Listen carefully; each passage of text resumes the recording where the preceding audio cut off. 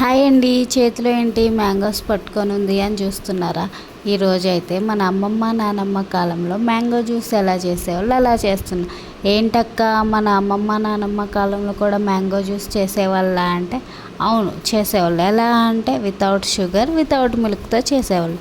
అలా చేయాలంటే ఫస్ట్ అయితే ఒక మ్యాంగోని తీసుకొని దాన్ని నీట్గా కడుక్కొని పక్కన పెట్టుకొని ఒక గ్లాస్ తెచ్చుకోవాలి. ఆ గ్లాస్లో దాంట్లో ఉన్న రసాన్ని మొత్తం పిండుతూనే ఉండాలి. దాంట్లో ఎంత రసం ఉంటుందో అంత రసం మొత్తం పిండుతూనే ఉండాలి. ఆ రసం పిండేసరికి మనకైతే ఇప్పుడు చేతులు నొప్పులు వస్తాయి. అలా పిండుతూనే ఉండాలి. పిండిన తర్వాత ఒక ప్లేట్ అయితే తెచ్చుకోవాలి. ప్లేట్లో దాంట్లో ఉన్న టెంక తీసుకొని పక్కన పెట్టుకొని దాంట్లో ఉన్న రసం మొత్తం తీసేసి టెంకలో ఉన్న రసాన్ని కూడా తీసేయాలి.